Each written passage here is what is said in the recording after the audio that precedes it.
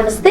ప్రస్తుతం మనతో పాటు ఉన్నారు సోషల్ యాక్టివిస్ట్ కృష్ణకుమారి గారు. నమస్తే అండి. నమస్తే మేడం. మొన్న IPL 2026 మ్యాచ్ సందర్భంగా విరాట్ కోహ్లీ గారికి అలానే ట్రావిస్ హెడ్ కి మధ్య ఈ మాటల యుద్ధం చూసాం. సో క్రికెట్ గురించి కాదు కానీ ఆ తర్వాత ఈ ట్రావిస్ హెడ్ ఎవరైతే ఉన్నారో వాళ్ళ వైఫ్ జెసికాకి సంబంధించి అత్యంత భయంకరంగా ట్రోల్స్ కి గురి చేస్తున్నారంట. ఆమె ఉదయం లేవగానే మొత్తం నా ఫోన్, నా మెసేజెస్ అన్నీ కూడా నన్ను ట్రోల్స్ చేస్తూనే, ఆట అనేది అక్కడి వరకు మాత్రమే, తర్వాత నిజాయితీ ఉండాలి, ఫ్యామిలీస్ ఉంటాయి, ఇలా ట్రోల్స్ చేయడం ఎంతవరకు కరెక్ట్, నా కూతుర్ను కూడా వదలలేదు అంటూ చాలా ఆవేదన వ్యక్తం చేశారు. ఏం చెప్తారు? ఇప్పుడు నాకు పెద్దగా క్రికెట్ తెలియదు కానీ ఇక్కడ క్రికెట్ పేరుతోటి లేదు ఏ ఆట అయినా, ఫుట్బాల్ అయినా ఏ ఆట పేరుతోటైనా సరే ఆడేవాళ్ళు ఒకళ్ళు, చూసేవాళ్ళు చాలామంది. ఈ చాలామందిలో చాలామందికి ఒక రకమైన అనవసరపు భావోద్వేగం ఉంటుంది. ఈ అనవసరమైన భావోద్వేగం ఎంతవరకు వెళ్తుంది అంటే ఎదురునున్న వాళ్ళని అంటే ప్రత్యర్థి టీముల్లో వాళ్ళని అవహేళన చేసేలాగాను, వాళ్ళని ఒక్కొక్కసారి బెదిరించేలాగాను, ఇది సోషల్ మీడియాలో ఎదురుగా ఎలాగో కుదరదు, సోషల్ మీడియాలో చౌకబారు కామెంట్లు చేసేలాగాను ఉండింది ఇప్పటి వరకు. అయితే ఇది ఈ సినిమా యాక్టర్ల అభిమానులు ఉంటారు చూసారండి, వాళ్ళు ఇలాగే ఉంటారు, ఎక్కువగా అక్కడ చూస్తూ ఉంటాం. ఈ ఆటల విషయంకి వచ్చేసరికి మామూలుగా కొంచెం ఎక్కువ భావోద్వేగాలు అధిక మోతాదులో ఉండేది ఫుట్బాల్లో, ఆ తర్వాత చూసుకుంటే క్రికెట్లో. అయితే దురదృష్టవశాత్తు ఇది ఇంకా ఇంకా ఇంకా ఇంకా కొత్త పుంతలు తొక్కుతుంది అని అనలేం కానీ దిగజారిపోతుంది అని అనగలం. ఎందుకు అనాల్సి వస్తుంది దిగజారి అని అంటే, కొత్త పుంతలు అంటే అది ఒక పాజిటివ్ వర్డ్, ఒక మంచి విషయానికి వాడతారు ఈ కొత్త పుంతలు తొక్కటం అనేది. దిగజారిపోవటం అనేది ఏంటి అంటే అది ఒక పతనానికి సంబంధించింది. ఈ పతనం ఏంటి, ఏ విషయంలో పతనము అని అనుకుంటే గనక అసలు మనకి ఇంత వెర్రి అభిమానం ఉండటం ఎంతవరకు కరెక్టు అనేది ఒకటైతే, ఈ వెర్రి అభిమానం కాస్త ప్రత్యర్థుల పట్ల, అంటే మీరు అభిమానించే వాళ్ళ ప్రత్యర్థుల పట్ల భయంకరమైన దురభిమానం అవ్వటం. సరే అక్కడి వరకు వెళ్ళి అక్కడితో ఆగారా అంటే ఈ పతనం అక్కడితో కూడా ఆగల. వాళ్ళ కుటుంబ సభ్యుల జోలికి కూడా వెళ్ళి వాళ్ళ కుటుంబ సభ్యులను సైతం పిచ్చి పిచ్చి కామెంట్స్ పెట్టేలాగా మీ భావోద్వేగాలు వెళ్తున్నాయి అంటే దీనిని భావోద్వేగం అనకూడదు. భావోద్వేగాలకి కూడా ఒక లిమిట్ వరకు, అంటే అవి ఎవరిని గాయపరచనంత వరకు, ఒక మోతాదు మించనంత వరకు, ఒక సంస్కారం ఉన్నంత వరకు భావోద్వేగాలు కూడా అవసరం. అసలు భావోద్వేగాలు లేకపోతే మనుషులే అనిపించుకోరు. ఆఖరికి నన్ను అడిగితే నోరు వాయలేని జంతువులకు కూడా భావోద్వేగాలు ఉంటాయి. ఖచ్చితంగా వాటికి భావోద్వేగాలు ఉంటాయి. అందుకని మనం భావోద్వేగాలను తప్పు పట్టట్లా, వచ్చేస్తాయి. ఎంత సంతోషం, నువ్వు నా కోసమే వచ్చావా, క్షేమంగా వచ్చావా, భలే తొందరగా వచ్చేసావు, ఇలా రకరకాల భావాలు చూపిస్తాయి అవి. ఇవన్నీ భావోద్వేగాలు. ఒక జంతువు తన పుట్టిన బిడ్డని అది కాపాడుకునే విధానమే కాదు, దాన్ని నిమురుకుంటుంది. అది నాలుగుతో చేస్తుందా, కాళ్ళతో చేస్తా, చేతులతో చేస్తా, తలతో చేస్తుందా, దేంతో చేస్తా తెలియదు కానీ ఇది నా బిడ్డ. ఇప్పుడు మనం తల్లులు బిడ్డలకు ముద్దులు పెట్టుకుంటాం చూడండి, అదేవిధంగా జంతువులు కూడా చేస్తాయి. ఇవన్నీ భావోద్వేగాలే. మరి మనము భావోద్వేగాలు తప్పు అనట్లేదు, ఇక్కడ వ్యతిరేక ప్రతికూల భావోద్వేగాలను తప్పుపడుతున్నాం. సరే మిమ్మల్ని ఇంకా ఇంకా ఎందుకు తిట్టాల్సి వస్తుంది అంటే మీరు ఒక మోతాదు దాటేసి వాళ్ళ కుటుంబ సభ్యుల వరకు వెళ్తున్నారు. ఇప్పుడు ఆ మాటల తర్వాత షేక్ హ్యాండ్ ఇవ్వడానికి విరాట్ కోహ్లీ లేదు, ముందు అసలు ఇది ఇక్కడ ఒక మాట ఉన్నది కంపల్సరీగా. ఏంటి అంటే అసలు వాళ్ళ కుటుంబాలతో మీకు ఏంటి పని? మీ ఆటగాడు బాగా ఆడాలనుకోండి, అంతేగాని వాడు ఆడకపోతేనే నా వాడు ఆడతాడు అని అనుకోవటం ఎంత తప్పు. నీ సినిమా నువ్వు ఆడాలనుకో, నీ హీరో సినిమా ఆడాలనుకో, అంతేగాని వేరే వాడి సినిమా ఫ్లాప్ అవ్వాలి అని ఎందుకు అనుకోవాలి? ఇలా పైగా వాళ్ళ కుటుంబ సభ్యులతో మీకేంటి పని, వాళ్ళ చిన్న పాపలతోటి. ఒకప్పుడు ఇదే విషయానికి విరాట్ కోహ్లీ కూతుర్ని ఎంత 5 నెలలు 6 నెలలు కూడా లేని పాపని అత్యాచారం చేస్తామని చెప్పి ఒకళ్ళు పోస్ట్ పెడితే వీళ్ళు భార్యాభర్తలు ఇద్దరు చాలా బాధపడ్డారు. ఆ భార్యాభర్తలే కాదు, మనమందరం కూడా బాధపడ్డాము. అసలు బుర్రన్నోళ్ళు ఎవరైనా బాధపడ్డారు. ఆ రోజు వ్యతిరేకించారు, విమర్శించారు. అది అయిపోయింది కదా. ఇప్పుడు వాళ్ళ ఆవిడ తెల్లారి పొద్దున్న లేచేసరికి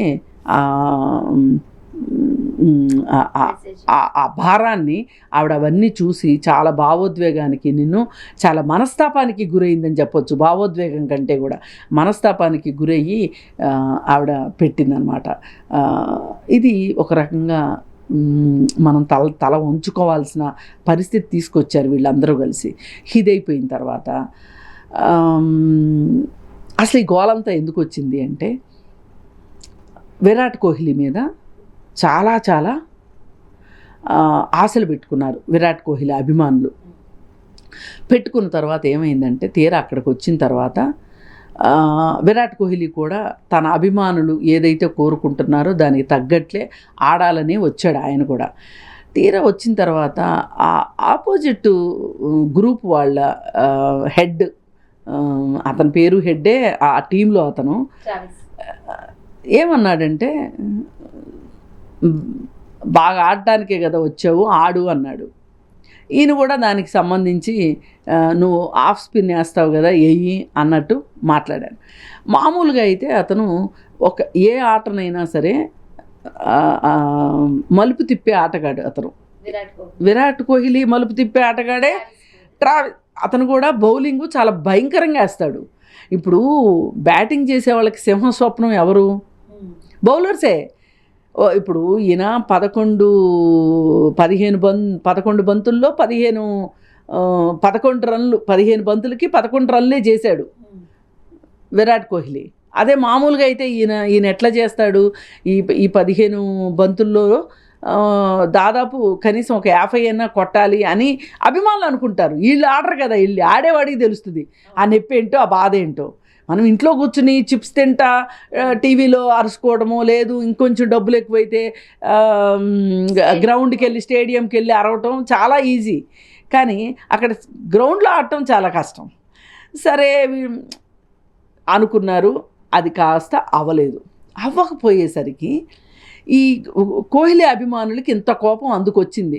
ఏంటి ఆ కోపం అంటే, ఈయన గ్రీస్లోకి దిగ్గానే ఆయన రెచ్చగొట్టేలాగా మాట్లాడాడు. అందుకే విరాట్ కోహ్లీ చాలా ఆడదామని వచ్చి కూడా ఆడలేకపోయాడు అనేది ఆ కోపం అభిమానులకే కాదు, విరాట్ కోహ్లీకి కూడా ఉంది.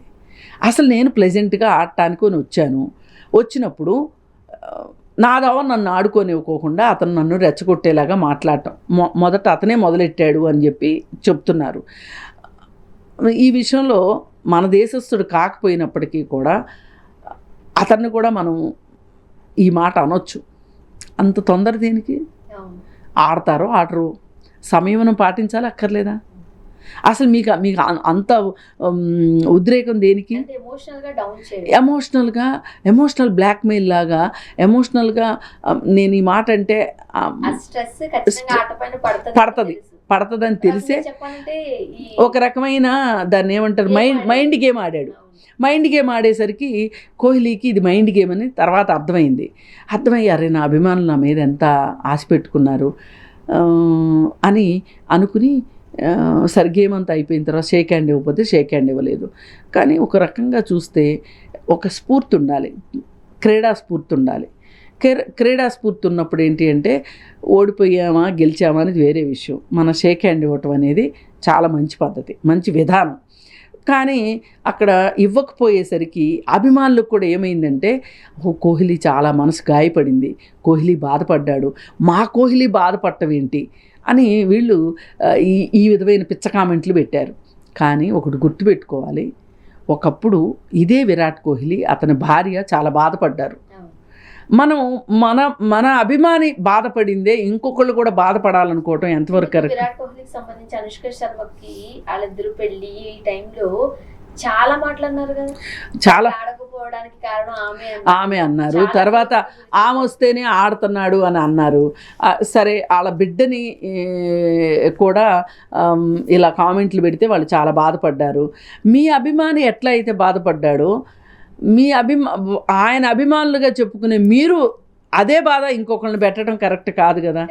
ఇదంతా ఏంటి అంటే అసలు పరిపాట లేని వాళ్ళే ఇలా పిచ్చగా గేమ్ చూడటం వేరు, గేమ్ని ఎంజాయ్ చేయటం వేరు, గేమ్ వచ్చి గేమ్ చూసి ఎంజాయ్ చేయటం వేరు, గేమ్ రాకపోయినా పరిపాట లేని వ్యవహారం లాగా చేయటం వేరు. ఇప్పుడు చాలామంది ఏమనుకుంటారంటే అప్పులు చేసైనా సరే ఆ టికెట్ కొనుక్కొని వేలు పెట్టి ఇదంతా ఏంటంటే ఈ మనుషుల యొక్క బలహీనతను అడ్డం పెట్టుకొని ఈ గేమ్స్ కూడా బాగా డబ్బులు సంపాదిస్తున్నారు. అసలు నన్ను అడిగితే క్రికెట్ గేము అమెరికా వాళ్ళు ఏమంటారు తెలుసా అండి, అన్నిటికీ మనం అమెరికాతో పోల్చుకుంటాం కదా, 11 మంది సోమరిపోతులు ఆడుతుంటే 11,000 మంది సోమరిపోతులు 11 లక్షల మంది సోమరిపోతులు చూస్తుంటారు అని అంటారు. సరే, దాని మొత్తాన్ని నేను అంగీకరించను, కానీ ఆ గేమ్కి కూడా స్కిల్స్ ఉన్నాయి, ఆ గేమ్ ఆడటం కూడా అంత ఈజీ ఏమీ కాదు. సరే, ఏది ఏమైనప్పటికీ మీరు ఆటను ఆటగా చూసి ఎంజాయ్ చేయండి తప్పితే మీరు ఇలాంటి వ్యతిరేక భావోద్వేగాల్లోకి ఫ్యామిలీస్ని తీసుకురావద్దు. Thank you. Thank you.